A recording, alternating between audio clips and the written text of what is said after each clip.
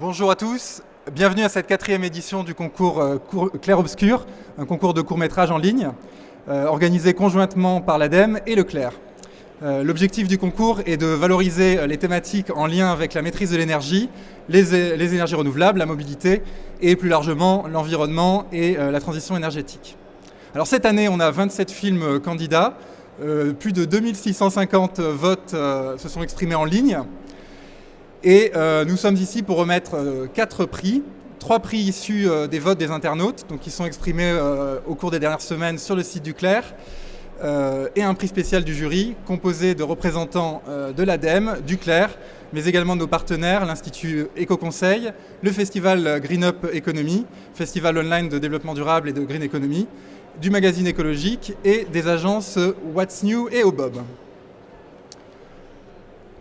Parmi eux et autour de la table, j'ai le plaisir d'accueillir Joël Colosio de l'ADEME.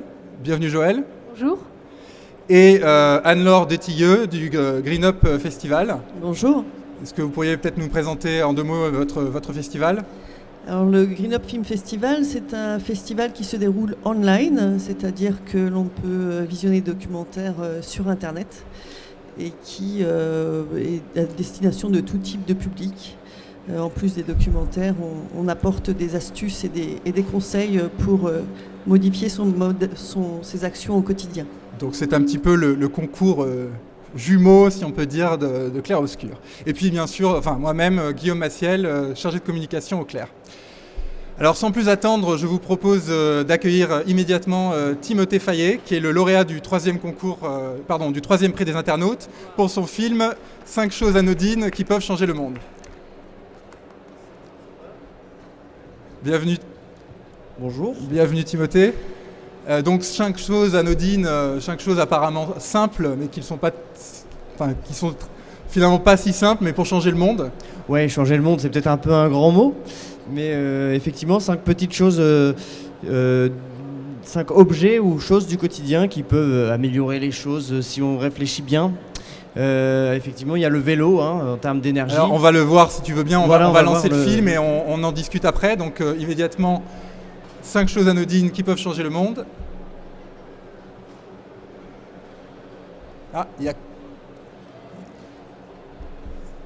Alors il va falloir que je meuble. Ah non, tout va bien. C'est bon ? Il n'y a pas le son.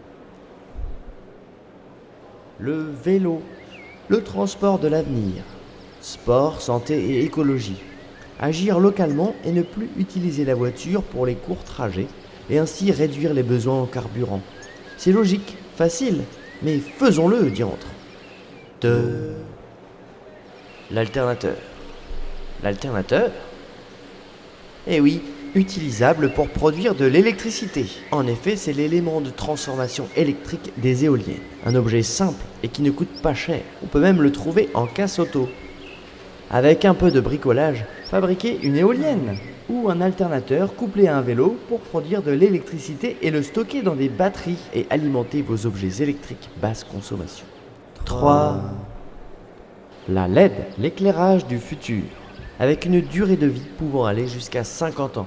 Imaginez 50 ampoules classiques gaspillées pour une seule ampoule LED. Très peu consommée.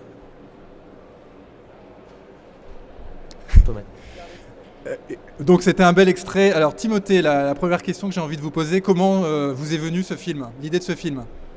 Alors à la base, j'étais pas du tout parti sur cette idée-là, mais j'ai pas eu le temps parce qu'en ce moment je suis très occupé. Mais j'avais quand même envie de participer, donc j'ai dû faire le film la veille de la remise du film. Et j'ai changé complètement d'idée. J'ai fait un petit film avec des photos donc, que j'ai prises et par rapport à des objets qui, moi, m'intéressent à travailler. En tout cas, effectivement, je parle d'alternateur, ça peut paraître un peu bizarre, mais avec ça, on peut faire plein de choses, effectivement, que ce soit fabriquer une éolienne soi-même ou coupler un vélo, comme je dis, effectivement, pour faire de l'énergie. Donc j'avais envie de donner ces petites idées et, qui peuvent éventuellement donner des idées à d'autres personnes. Voilà. Et alors, pourquoi précisément ces 5 choses ? C'est 5 choses simples que j'avais sous la main. À prendre en photo en fait, tout simple aussi, et qui, oui, parce que effectivement il y a la LED qui fait des, toutes ces petites choses qui peuvent permettre de réduire nos consommations énergétiques, quoi. Et notamment tout ce qui est en lien avec le gaspillage énergétique, en tout Voilà. cas pour l'éviter. C'est ça. Je crois savoir que vous êtes en train de monter un café citoyen ou un café dit sauvage à Caen. Est-ce que vous pourriez nous en parler? Café Est-ce qu'il y a un sauvage. lien Il y a un lien effectivement parce que c'est un café associatif mais avec une visée écologique et économique aussi. Donc réfléchir à comment on peut faire ensemble des choses pour réduire nos consommations énergétiques, mais aussi du coup par là même nos consommations, notre économie. Et donc c'est un café, un lieu citoyen ouvert qui permet la rencontre et le partage et dans lequel il y a des ateliers pour justement fabriquer, quand je parle fabriquer une éolienne, c'est parce qu'on a ce projet de fabriquer une éolienne à plusieurs pour voir le fonctionnement, mettre des chauffe-eau solaires, toutes ces choses-là, et jardiner dans toutes ces optiques-là. Le film est assez cohérent avec ce qu'on fait actuellement, mais voilà. Ouais, c'est un petit Fab Lab. Citoyen, sans argent. Enfin, avec très peu d'argent. Donc un Fab Lab. Eh ben, un grand merci Timothée d'être venu. Je vous remets votre prix. Merci. Bravo à vous.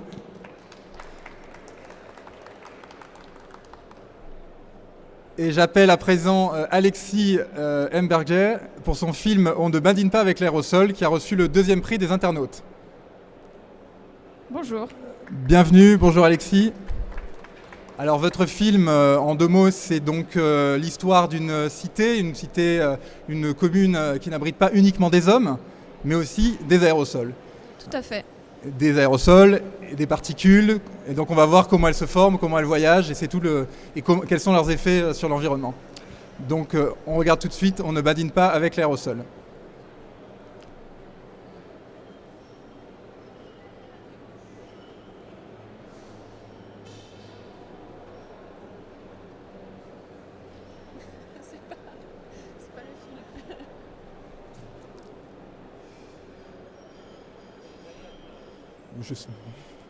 Il était une fois la commune d'Aéropolis, qui n'abritait pas seulement des êtres humains, mais aussi des aérosols. Mais qu'est-ce que c'est ? C'est un roc, c'est un pic, c'est un cap. Non, c'est une particule, un petit grain ou une petite goutte entourée de gaz qui vit dans l'atmosphère. À Aéropolis, il existe 2 familles d'aérosols, les primaires et les secondaires. Ce qui les différencie, ce n'est pas leur passion, Oh Roméo, pourquoi es-tu Roméo? ni leur bosse des maths, Je crois que 2 et 2 sont 4, Sganarelle, et 4 et 4 sont 8. ni même la taille de leur nez, Et pourquoi, s'il vous plaît, ne pas le regarder? mais bien la façon dont elles se sont formées. Les primaires, émises dans l'atmosphère directement sous forme de particules, proviennent de sources naturelles et d'activités humaines. Les sources naturelles sont les sols, les pollens, le sel venant de la mer et parfois les volcans. En ville et aux alentours, les activités humaines sources de particules sont certaines industries, le trafic routier, les anciens chauffages individuels au bois, le brûlage des déchets verts, certaines pratiques agricoles, etc. Ces sources de particules primaires émettent aussi des gaz en grande quantité. En se refroidissant, ces gaz se transforment en particules secondaires. C'est ce qu'on appelle la nucléation. Ces particules secondaires, toutes petites, vont grossir en se collant les unes aux autres. Ce phénomène s'appelle la coagulation. Une fois toutes ces particules mélangées dans l'atmosphère, elles voyagent avec le vent et les nuages à travers les continents.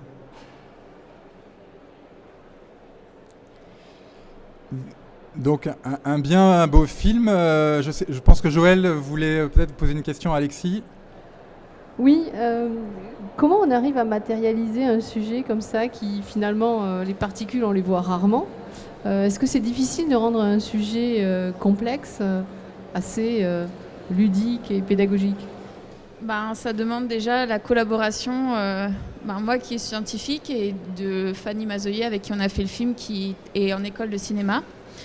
Et donc du coup, il y a un travail de recherche, vraiment de prospection de terrain, on va dire, chercher de la documentation sur les particules atmosphériques.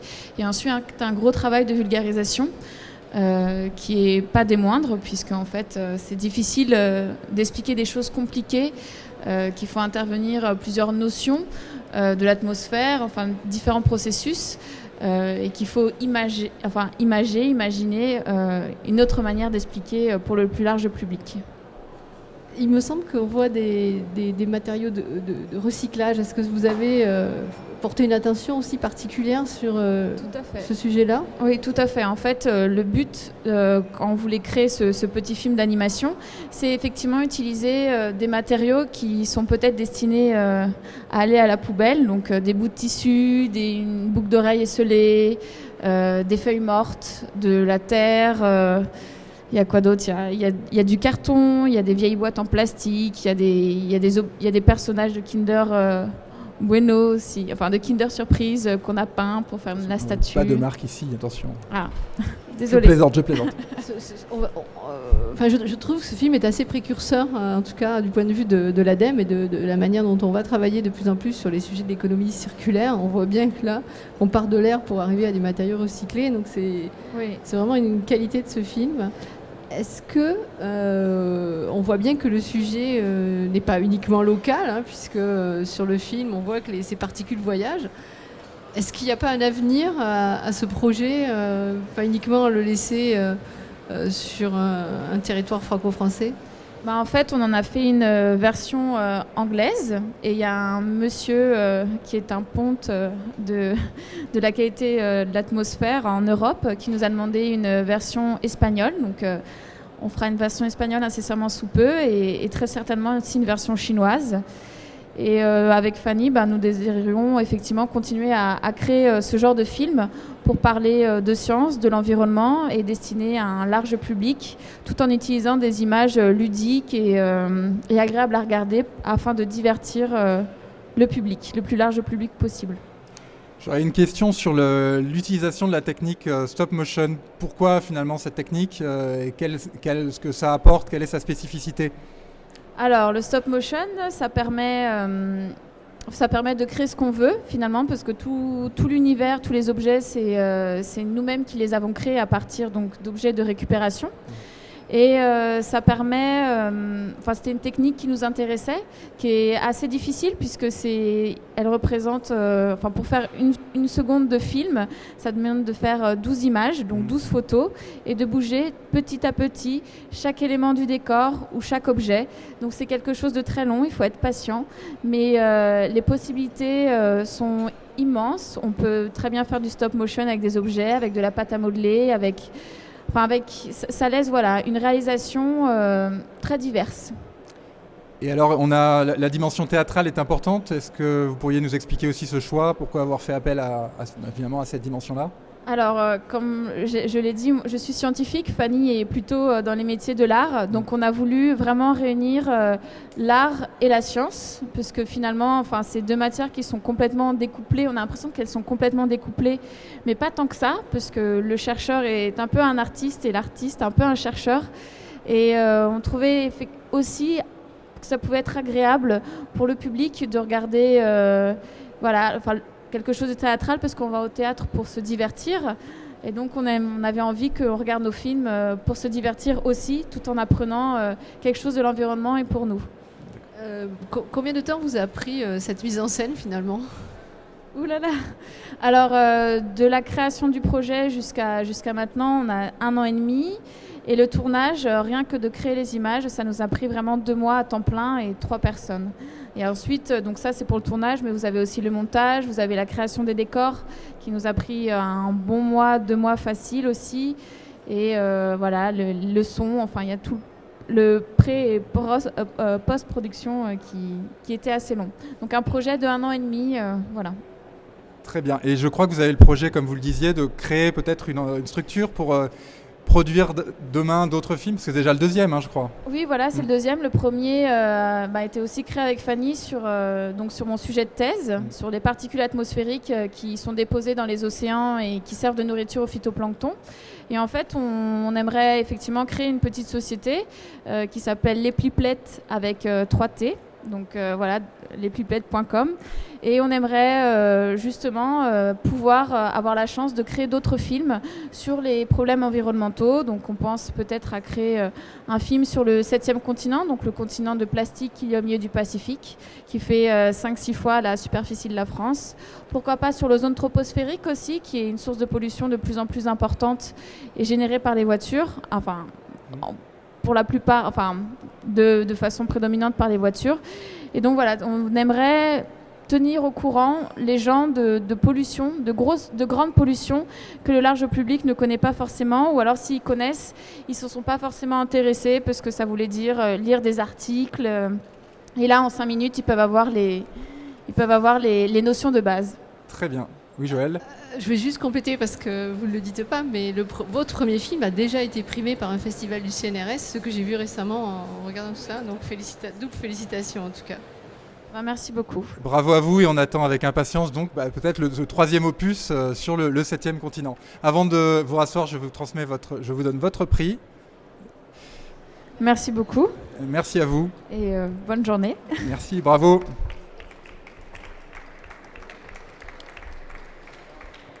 Alors, il est temps d'appeler à présent le premier prix des internautes, donc le lauréat du premier prix qui est Nicolas Degeneté pour son film La maîtrise de l'énergie.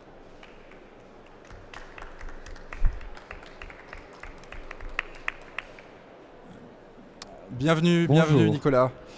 Donc votre film montre également comment il est possible d'améliorer notre maîtrise et notre consommation d'énergie, un petit peu, quelque part, il rejoint un petit peu le film de Timothée sur l'importance de ne pas gaspiller de ce point de vue. Un traitement humoristique que je vous invite à découvrir tout de suite et après on passera aux questions. Donc la maîtrise de l'énergie. Action. Bonjour, bienvenue dans le magazine de l'énergie. Comme vous le savez, l'énergie la moins chère et la moins polluante, c'est celle que l'on ne consomme pas. Dans les faits, avant d'installer des éoliennes, il vaut mieux isoler sa maison ou éviter le gaspillage. Aujourd'hui, nous allons chez Julien Leloiraire, dont la consommation électrique excède largement la moyenne pour un logement de cette taille et d'un individu vivant seul. Nous nous sommes munis d'un pass de la poste. On entre. C'est là. On y va. Bonjour monsieur Leloiraire, c'est le magazine de l'énergie. Bah, qu'est-ce que vous faites là? Vous vous rendez compte à quel point vous gaspillez l'électricité? Ah, attendez, je vous explique. La veille de mon lecteur DVD, elle consomme plus que si je le laisse allumer 3 heures par jour. Donc si je le laisse allumer toute la journée, bah ça va consommer moins. Aïe aïe aïe. Vous permettez que je vous appelle Julien? Oui, allez-y. Julien, vous avez mal compris. Ça part d'une bonne intention parce que vous êtes renseigné, mais vous avez mal compris. Un lecteur DVD qui reste allumé 3 heures par jour, ça consomme moins que les 21 heures de veille restantes. C'est vrai. Mais si vous laissez allumer tout le temps, ça consomme plus. L'idée, c'est que la veille, ça consomme de l'énergie inutilement. Imaginez pour une famille de 4 personnes, ça représente 77 € par an, juste les veilles. Et si tous mes appareils, je les mets sur une prise qui a un interrupteur, ça, j'appuie dessus, j'éteins toute la veille d'un coup. Eh ben voilà, c'est la solution. Et on peut peut-être faire pareil dans la cuisine, non? Bonne idée, c'est parti. Le deuxième consommateur dans la maison, après le chauffage bien entendu, ce sont les appareils de froid. Oui, mais je vais pas éteindre mon frigo. Effectivement. Alors la première chose, c'est de l'éloigner déjà des sources chaudes, comme le four ou les radiateurs. Mais là, ce qui va être important, ce n'est pas la veille, c'est d'éviter la formation du givre. Car 32 mm de givre égale une consommation multipliée par 2. Ouh, c'est énorme! Et oui, c'est pour ça qu'on doit vérifier l'étanchéité de la porte. Première chose, on demande à ce que ce soit bien calé, parce que si c'est de travers, le cadre se déforme et la porte perd son étanchéité. Et il faut vérifier l'état du joint quand même. Tout à fait. Et pas laisser la porte ouverte trop longtemps, ni l'ouvrir, la refermer, l'ouvrir, la refermer. Oui, tout à fait, car ceci favorise la formation du givre et c'est ce qu'on cherche à éviter. De la même manière, on évite de mettre des plats chauds à l'intérieur, puisque ça aussi, ça favorise la formation du givre.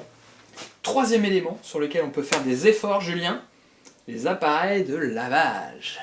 Alors, la première chose, quel que soit l'appareil de lavage, on optimise le remplissage. La deuxième chose, on utilise systématiquement le mode éco, puisque les machines modernes sont tout à fait efficaces. C'est comme le mode pré-lavage sur le lave-vaisselle qu'il faut éviter en fait. Tout à fait. Est-ce que tu as d'autres conseils d'ailleurs sur les lave-linges? J'ai entendu dire qu'il y avait un kit pour utiliser l'eau chaude, mais j'ai pas compris à quoi ça sert. Ah, effectivement, il y a à peu près 60 à 80% de l'énergie consommée par cette machine qui est utilisée uniquement pour chauffer l'eau chaude. Donc chez vous, si l'eau chaude n'est pas chauffée électriquement, renseignez-vous sur ces kits. On peut aussi éviter de laver à 90 degrés. Très bonne chose, on en revient à l'efficacité des machines modernes. D'ailleurs, n'hésitez pas à essorer au maximum de la vitesse, puisque le cycle sera plus court, donc vous consommerez moins. C'est un peu l'inverse du sèche-linge, où il vaut mieux faire tourner plus longtemps, mais à une température plus basse. Comme ça, on consomme moins. Exactement. Dernier conseil sur les appareils électroménagers, privilégiez absolument les classes A. Si on prend 2 familles qui sont équipées de la même manière, celle qui n'est pas en classe A va consommer à peu près 400 € par an. Celle qui a uniquement des appareils classe A, elle va consommer seulement 220 € par an. 180 €, c'est une sacrée différence. Eh oui. C'est les enfants qui vont être contents à Noël. Bien joué, Julien. J'ai l'impression que le chauffage, c'est quand même le plus gros consommateur. Effectivement, ça représente 40 à 60% de votre consommation énergétique totale. Et il faut savoir que 1 degré de moins, ça fait quand même 7% d'économie sur votre facture. Ah oui, ça va vite. Et il me semble qu'il y a des températures à respecter, non? Alors, elles sont indicatives, mais effectivement, l'ADEME, elle a spécifié que 19 degrés dans la pièce à vivre, c'était bien, 16 degrés dans la chambre et 22 dans la salle de bain. Alors vous faites ce que vous voulez, mais en tout cas n'hésitez pas à bien vous isoler avec des rideaux ou des volets. Par exemple sur un mur mal isolé, une tenture ça peut permettre de couper la sensation de froid. Et puis pensez à dépoussiérer votre radiateur et à éviter de le couvrir. Bah merci pour les conseils, je vais essayer de faire attention. Et c'est quand même bien parce que même sans me sacrifier, je peux faire des super économies. Tout à fait. Et au-delà de l'avantage individuel, si vous êtes concerné par la planète, il ne faut pas hésiter à partager, car tous ces petits gestes mis bout à bout peuvent avoir un impact réel et immédiat. Et l'on retrouve donc l'importance des petits gestes mis bout à bout sur un ton humoristique. Moi qui me rappelle un petit peu, je ne sais pas si ça vous a inspiré l'émission de Fred et Jamy, enfin... c'est pas sorcier, il y a un petit côté décalé qui fonctionne très bien. Comment est né, quelle est l'origine de ce film? Qu'est-ce qui vous a inspiré pour le faire? Voilà. Bah, l'émission dont vous parlez m'a pas inspiré directement, mais par contre après le tournage, j'avais tout le temps des phrases qui me revenaient, leur façon de parler. C'est venu après en fait. Donc c'est eux qui vous ont imité en fait? Ouais, je pense. Sinon, l'idée, c'était simplement que je déteste le gaspillage. Et donc, je suis parti sur cette... En fait, moi, je suis parti de la thématique du concours. On m'a parlé du concours parce que moi, je fais plutôt de la vidéo. Je suis plus dans le domaine de la vidéo, en fait, que dans le domaine de l'écologie, etc. Même si c'est quelque chose qui m'intéresse, je suis quand même plus du côté de la vidéo. Et donc, on m'a donné le lien du concours. Et par rapport à la thématique, moi, ce qui me parlait, c'était justement les choses concrètes, quotidiennes, que tout le monde peut mettre en place. Parce qu'il y a deux moyens de sauver l'énergie. C'est soit au niveau vraiment politique, mettre en place des gros systèmes. On a l'impression qu'on n'a pas d'impact en fait là-dessus, personnellement. Tandis que ça, si on prend conscience nous-mêmes de notre consommation et de petites choses qu'on peut faire, déjà, on peut faire des économies. Et puis, ça a un impact plus faible sur l'environnement. Donc c'est pour ça que j'ai choisi cette optique-là. J'ai cherché toutes ces petites informations. Il y en a que je connaissais en partie, il y en a plein que j'ai découvert. Je me suis dit, tiens, c'est des trucs tout simples et que je peux mettre en place moi-même. Donc autant faire le film là-dessus. Et vous avez contacté des espaces Info-Énergie pour bénéficier justement d'un éclairage précis sur les bonnes pratiques, ou c'est quelque chose, vous avez fait vos propres recherches? Comment ça s'est passé? Je me suis débrouillé tout seul, ouais. Parce que c'est je trouve intéressant de voir à quel point vous balayez finalement l'ensemble des gestes, des éco-gestes qui font partie typiquement du travail de sensibilisation et d'accompagnement des espaces Info-Énergie. En tout cas, moi, c'est comme ça que je le perçois. J'ai trouvé les infos sur des sites spécialisés, donc eux ont déjà fait ce travail de trier les informations les plus pertinentes. Bon, en tout cas, ça fonctionne parfaitement, puisque vous avez obtenu le premier prix des internautes, donc un beau succès. Joël, Je voulais saluer ce film parce que c'est un vrai film sur la sobriété énergétique et vous démontrez qu'on peut tous les jours faire des choses, donc bravo.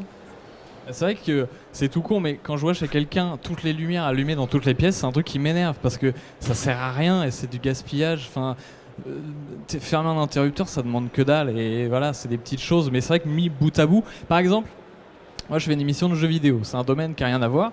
Et il y a des consoles qui arrivent, elles ont tout un nouveau système de veille comment dire, c'est-à-dire que la console est jamais vraiment éteinte. Elle va rester en semi-veille toute la journée.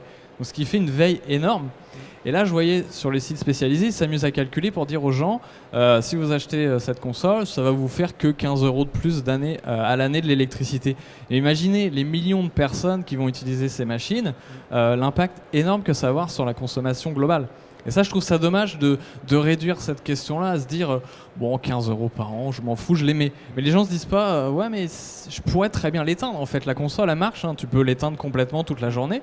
Tiens, je peux faire ce choix peut-être que mes appareils consomment pas pour rien, parce que ça va servir à faire une mise à jour pendant que t'es pas chez toi. Tu peux très bien la faire une fois que tu arrives. C'est juste pour gagner quelques minutes en plus. C'est là où je trouve ça un peu dommage, parce que le film, je pense pas que ça prône non plus le fait de revenir à l'austérité et de ne pas consommer. C'est pas ça, c'est simplement de ne pas gaspiller des choses qu'on pourrait facilement réduire, quoi. Je partage ce que vous dites, c'est plutôt de la sobriété heureuse, parce qu'on voit qu'on peut faire des économies pour utiliser ces économies pour autre chose, notamment au mois de Noël, vous le dites. Donc, C'était un peu en mode blague, mais c'est vrai. C'est bien montré, c'est bien montré. Et je pense qu'effectivement, l'humour, typiquement, en termes de pédagogie, ça fonctionne extrêmement bien. Et c'est une très bonne idée. Anne-Laure, je pense tout à fait, oui. Je pense que c'est vraiment le biais le plus efficace. Déjà, l'image l'est énormément, mais en plus, l'humour, vous parvenez à accrocher les gens et à les garder.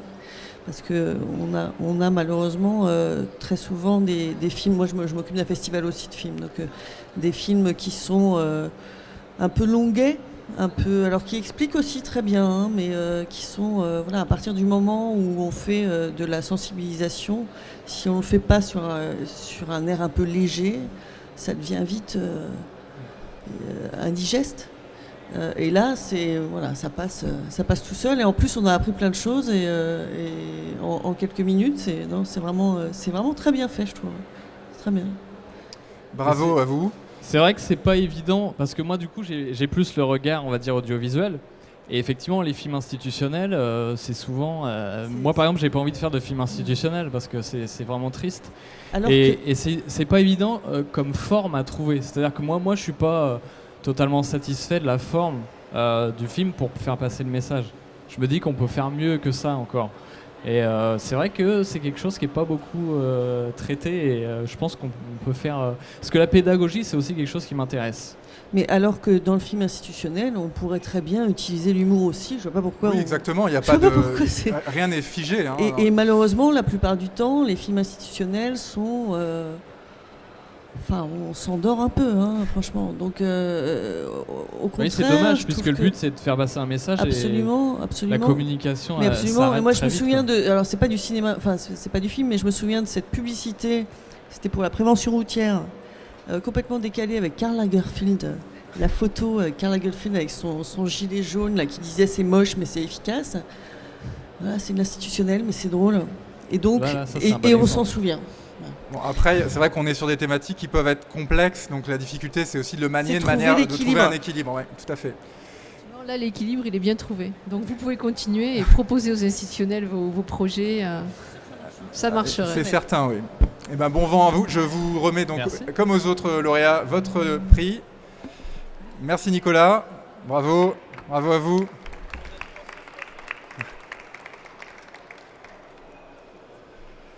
Alors, on va passer au prix spécial du jury, mais avant ça, quelques mots peut-être sur l'esprit dans lequel le jury a souhaité remettre ce prix. Comme vous avez vu, quand on a pu le voir, les lauréats primés par les internautes, plébiscités par les internautes, ont mis l'accent sur l'importance des comportements individuels. C'est une donnée essentielle pour aller mettre en œuvre la transition énergétique et la réussir. Et c'est évidemment, ça doit être couplé évidemment par un autre aspect de la transition qui est le développement des énergies renouvelables en lien avec le citoyen, soutenu par le citoyen, d'où le choix du prix spécial qui est un film qui parle de l'aventure d'une coopérative de production d'énergie renouvelable en Auvergne qui s'appelle Combray Durable, et ce qui me permet d'appeler à présent Isabelle Gardère qui en est l'animatrice.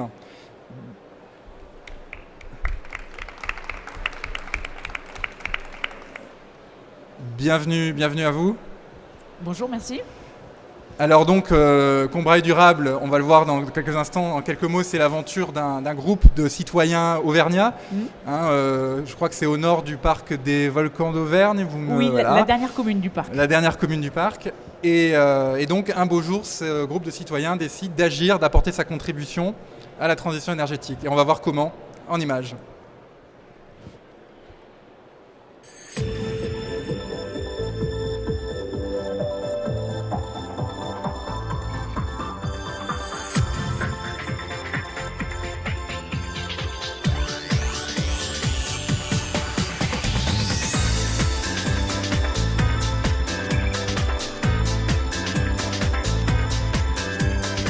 Isabelle Gardère, animatrice et co-initiatrice du projet Combrailles Durable à Loubera dans le Puy-de-Dôme.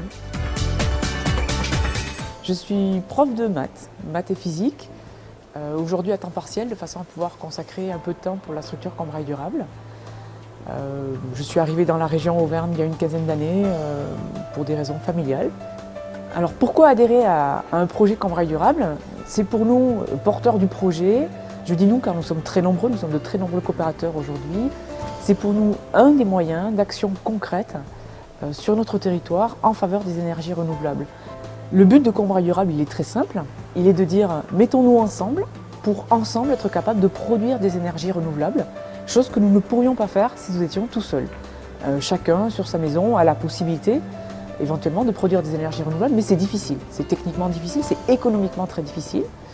Et là, tous ensemble, nous sommes en mesure de le faire et pour ça, on utilise des bâtiments publics qui accueillent nos installations coopératives. La commune met à disposition une toiture, se trouve avoir sur son territoire une installation photovoltaïque sans avoir eu la responsabilité de porter seul ce type de projet, et notamment le financement, puisque le financement est un cofinancement public-privé entre la collectivité propriétaire du bâtiment et les particuliers qui, tous ensemble, viennent réaliser une centrale photovoltaïque coopérative. Pour être coopérateur, il faut souscrire une part coopérative. La part coopérative, c'est 50 € et les propriétaires en définitive de la centrale sont donc ces coopérateurs. Et nos principaux coopérateurs sont en premier lieu les enfants de l'école sur lequel a été posé le projet, puisque à 60-70%, ce sont eux qui sont propriétaires donc, de la coopérative. Quand ce ne sont pas les enfants, ce sont leurs parents ou alors d'autres gens du village ou la collectivité également qui entre comme un coopérateur. Le fait d'être lauréat concours talent sur le plan régional, ça a apporté une certaine visibilité effectivement. Et c'est vrai que bon, une demi-page couleur dans la montagne, ça passe pas inaperçu. Ça permet aussi et surtout d'asseoir une certaine réputation. Nous sommes encore une structure très jeune. On a 1 an de production ici, donc il nous faut acquérir une certaine respectabilité. Il n'y a plus qu'à laisser faire le soleil.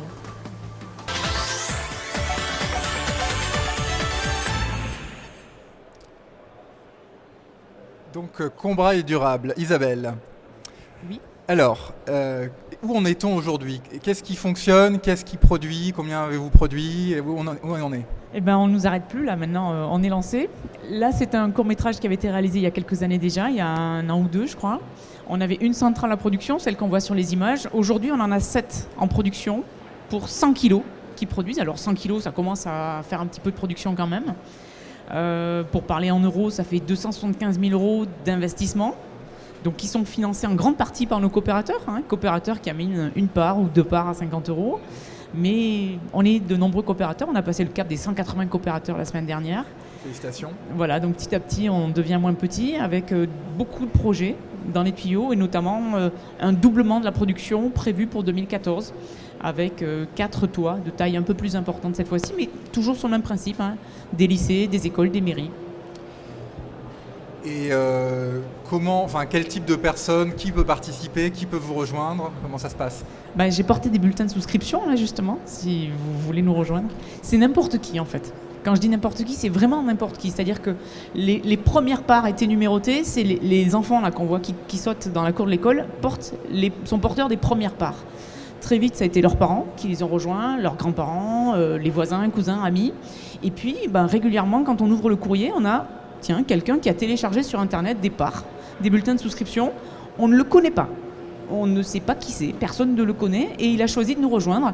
Et il met 50 € ou 100 € dans cette coopérative à laquelle il participera quasiment jamais parce que quand on lit les adresses, nous on est en Auvergne et le gars qui vient de souscrire il est en Bretagne par exemple et donc on ne l'aura jamais à nos assemblées générales. D'accord. Anne-Laure, peut-être. Oui, moi j'ai été emballée par ce projet que je trouve très très beau parce que les citoyens prennent ou reprennent le pouvoir d'agir et d'être acteurs de leur quotidien, de leur environnement. Et vraiment, j'ai trouvé ça. Je trouve que c'est un bel espoir.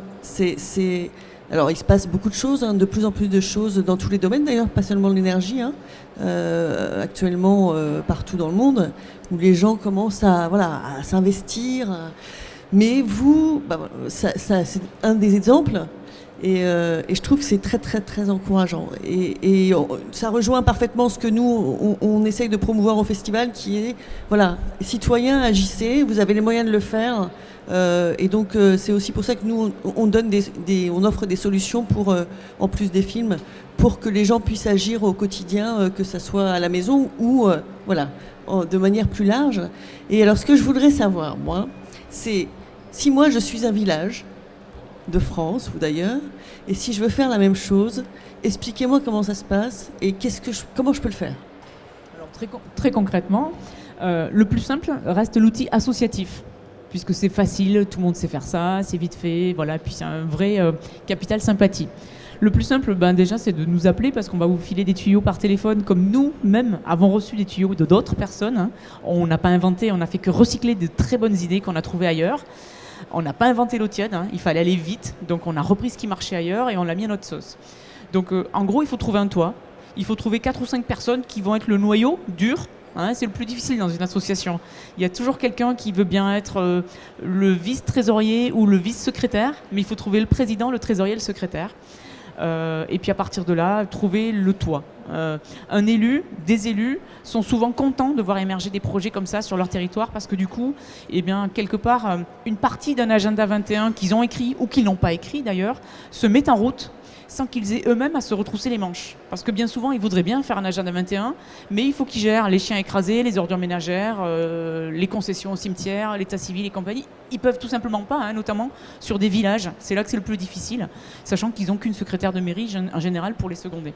Ça veut dire que c'est une vraie collaboration avec les pouvoirs publics, en fait. Ah oui, tout à fait. Nous, les toits, on n'est que locataires du toit. On n'est que utilisateurs d'une petite partie du toit. Et si le maire, à un moment donné, n'avait pas dit « je suis d'accord pour prendre le risque de faire prendre l'eau à mon école toute neuve en y posant des panneaux photovoltaïques par une association qui n'existait pas avant-hier », on ne serait pas là aujourd'hui, quoi. Et vous produisez combien aujourd'hui, alors ? Alors aujourd'hui, on produit l'équivalent de... beaucoup. Alors, sur l'école, on va se caler sur l'école. L'école qui a une particularité, c'est que c'est une école très basse consommation qui a été très bien conçue. On est content aussi d'avoir ce premier projet là-dessus.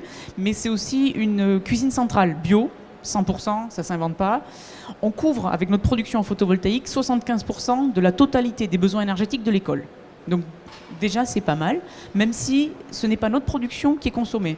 On livre au réseau et l'école se fournit par ailleurs sur le réseau. Aujourd'hui, avec 100 kg de puissance, on peut considérer qu'on a 100 000 kWh produits par an à peu près, puisqu'on fait à peu près 1000 kWh par an et par kilowatt crête posée en Auvergne, puisqu'on est en Auvergne. On ferait mieux si on était à Nice, mais nous ne sommes qu'en Auvergne. Jusqu'où irez-vous ? Alors nous, on ne veut surtout pas aller loin, parce qu'on a un périmètre d'action qui se veut être limité et qui restera limité. Alors, pas pour aller filer des conseils, on veut bien aller aider des gens. Dans 2 mois, je serai en Béarn pour aller filer un coup de main. On a des contacts avec la Bourgogne, on a beaucoup de contacts, on a aidé à des émergences de projets sur la Normandie, etc. Donc en fait, on rend la monnaie de la pièce de ces services dont on a bénéficié. Mais géographiquement, en termes d'implantation, si on est à 30 km de notre clocher, on est déjà très loin. Donc on veut rester chez nous et on préférerait que d'autres le fassent chez eux. Et on préfère aller aider les gens à le faire chez eux plutôt que... on n'a pas vocation à être une multinationale. On est une coopérative citoyenne de clochers, très accrochée au clocher. Joël, peut-être ? Là, on voit tout le rôle, la force d'un projet comme ça sur une commune. Est-ce que vous êtes approché, est-ce que vous discutez aussi avec des particuliers ou des copropriétés qui sont dans du vertical ou dans des villes ? Est-ce que vous avez connaissance de projets comme ça dans des endroits un peu plus confinés que... Alors, pas bien, parce que géographiquement, on habite presque le bout du monde. Donc en fait, on n'a pas ce type pour le moment de contact. Je pense que ça va venir. Ça va venir. Le souci, c'est qu'effectivement, quand on est sur du vertical, on a des notions de rentabilité sur l'immobilier, chose qui est une notion complètement abstraite pour de l'immobilier de type école, lycée, etc. Ça va venir, sauf que pour que ça vienne, mais il faut qu'on ait davantage de notoriété, davantage de savoir-faire pour pouvoir aller prendre ce risque, par exemple, typiquement sur des bailleurs sociaux. Voilà, nous demain, on aimerait bien aller se poser aux côtés des bailleurs sociaux en disant vous avez une toiture à faire sur un HLM, confiez-nous cette toiture, on assure l'étanchéité et on est producteur, quitte éventuellement à vous livrer tout ou partie de notre production. Mais ça viendra, mais demain. Pardon. Est-ce que vous connaissez, est-ce qu'à l'heure actuelle, il y a beaucoup de projets comme ça en France et ça se développe ? Oui, quand on a démarré, nous, donc on a démarré en décembre 2008, sur un malentendu. On ne devait pas du tout faire ça, mais c'est bien au final. Quand on a démarré, il y avait très très peu de projets. Il y en avait notamment en Alsace et il y en avait notamment dans le Maine-et-Loire. Donc on a pu les appeler et récupérer leurs très bonnes idées pour démarrer très vite. Et on se rend compte qu'aujourd'hui, il y a un vrai foisonnement et il y a quelque chose qui est possible aujourd'hui. Quand vous parliez tout à l'heure de la prise de pouvoir des citoyens, elle aurait été tout simplement impossible il y a 10 ans. Pour une raison très simple, c'est qu'il y a 10 ans, on payait ses communications téléphoniques, et qu'il y a 10 ans, on n'avait pas le mail partout, et il y a 10 ans, on n'avait pas Internet. Aujourd'hui, vous m'appelez, on peut passer 3 heures au téléphone, ça ne nous coûtera pas 1 centime, et en même temps que je vous parle, je vous envoie les fichiers. Vous voulez nos statuts de création ? Tenez les statuts de création. Vous voulez les conventions de mise à disposition ? Voilà les conventions de mise à disposition. Je vous file aussi les devis qu'on a eus, etc. Et le transfert de savoir-faire se fait à la vitesse grand V. Et du coup, vous pouvez démarrer demain sur votre village. Donc, vous m'appelez demain. Et puis après, demain, vous démarrez sur votre village. Ou plutôt le week-end. Parce qu'en fait, on est bénévole. J'ajoute, pour répondre et compléter ce que vient de dire Isabelle et répondre à Anne-Laure, qu'aujourd'hui, il y a énormément de projets en cours. La transition énergétique, elle est concrètement en marche sur les territoires. C'est difficile de la quantifier, évidemment, mais le réseau pour la transition énergétique, Leclerc, précisément, a pour vocation de soutenir ces projets. Et notamment, on a le développement de ce qu'on appelle les territoires énergie positive, où en fait vous avez des territoires ruraux qui s'organisent concrètement, des maires de petites communautés de communes, de villes, qui décident concrètement de permettre à leurs citoyens d'agir dans le bon sens et finalement de reprendre, vous parliez de reprendre son destin en main.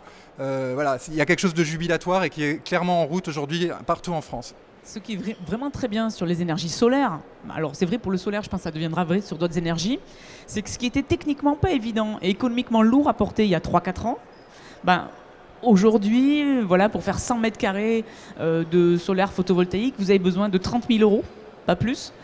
30 000 euros, c'est pas gigantesque. Vous pouvez trouver une association qui va lever 30 000 euros. Vous aurez une collectivité qui va venir à vos côtés pour investir une partie. Et vous aurez surtout des banques qui voient bien que cette production photovoltaïque, elle a très très peu de risques, au final, quand c'est bien fait. Et donc, par contre, il y a de la rentabilité. Donc, ils sont prêts à se porter à vos côtés. Donc, c'est le cas, nous, c'est ce qu'on voit à l'heure actuelle avec typiquement la Nef qui nous a financé le premier projet et qui est revenu nous voir dernièrement en disant « J'ai eu vent que vous aviez des projets. Je veux être votre partenaire bancaire. » Donc, là, c'est quand même une démarche très très intéressante parce que en 4 ans, il y a une maturité technique qui est arrivée, une maturité également en termes d'acceptation sociale sur les bâtiments, d'acceptation politique, de dire voilà, j'ai des bâtiments publics, je peux les mettre à disposition d'une structure qui ne relève pas de l'économie classique, puisqu'on relève de l'économie sociale et solidaire. Et il y a beaucoup de choses qui ont été faites qui font qu'aujourd'hui, c'est possible avec des prises de risque très limitées. Très bien, merci pour ce témoignage Isabelle, je vous remets également votre prix. Merci à vous. Bravo à vous, merci d'être venu, merci. Eh bien, la remise des prix et le concours Clair Obscur 2013, c'est fini. Un grand merci à nos partenaires, à Polytech, aux membres du jury ici présentes. Et je vous donne rendez-vous à l'année prochaine pour l'édition 2014.